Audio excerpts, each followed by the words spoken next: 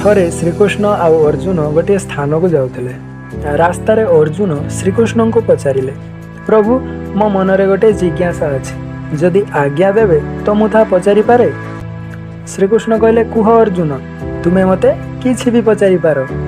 तो अर्जुन कहले कि मते आज जाए गोटे कथा बुझा पड़ुनी कि दान तो मु भी बहुत करे, किंतु सबु लोक कर्ण को ही कौन पाई बड़ दानी बोली कहउछंती। एई प्रश्नटी सुनी श्रीकृष्ण हसिकी कहले कि आज मु तमर जिज्ञासा को निहाती शांत करिबी। श्रीकृष्ण कौन कले ना पाखरे थिबा दुईटी पहाड़ को सुनारे परिवर्तन करदेले। यापर से अर्जुन को कहले कि हे अर्जुन, तुमे ये दुईटी सुनार पहाड़ को आखपाख गाँव में बांटी दियो। अर्जुन प्रभु आज्ञा नहीं कि तुरंत ये काम करने बाहरी पड़े। से सब गाँव वाला डकाइले, से कहले कि समस्ते धाड़ी में छिड़ा हो जाते, एवं मुझे आपण सुना बांटीबी। तापर सुना बांटिबा आरंभ है। गाँ लोक मैंने अर्जुनकर यही काम बहुत जय जयकार करने आरंभ करदेले। अर्जुन सुनार से पहाड़ सुना भांगा लगिले एवं लोकों को दे चलिए। लगातार 2 दिन 2 राति उजागर रही सुना बांटी चलिले। तांकर मनरे अहंकार आसी सारी। लोक मैंने थरे नहीं कि पुणी थरे नेबाकू आसी धाड़ी में छिड़ा हो जाउथिले। एते जाए अर्जुन बहुत थकी जाइथिले।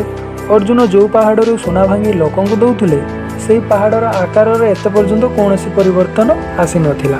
से श्रीकृष्ण को कहले कि एबे मो द्वारा ये सब काम हो पारिबो नहीं, मते टिके विश्राम आवश्यक। प्रभु सेठू कहले ठीक अच्छे, एबे तुम्हें विश्राम लियो। तापर से कर्ण को डकाइले आउ कहले कि यही 2 पहाड़र सुना को तुम्हें गाँ वाला मध्य बांटी दियो।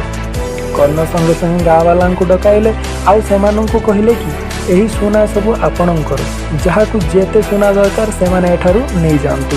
एमिति कही कर्ण सेठारू चलीगले। एसबू देखि अर्जुन कहले कि एमिति करिवार चिंताधारा मो मनरे कौन पाई आसिला नहीं। श्रीकृष्ण अर्जुन को शिक्षा देवा जाई कहले कि तुमको सोना ठारू मोह हो जाइथिला। तुमे निजे यह निष्पत्ति नहीं कि कौ गाँ लोक को केते आवश्यक अच्छी, सेतिकी ही सोना तुम्हें पहाड़ खड़िकी देउथिल। तुम भितर अच्छी बोली गोटे भाव आसी जाइथिला। अन्य दृष्टि कर्ण एमिति कले नहीं। से सबु सोना को गाँ लोक मानू देकी सेठारू पलाइले। से चाहूनथिले कि तांको आगरे गई तांको प्रशंसा करू कि जय जयकार करू। तांको पछरे लोक कौन कहउचंती सेथिरे भी तांको फरक पड़ू नथिला। यह सही व्यक्तिर रूप जी कि आत्मज्ञान पाई सारिथिले।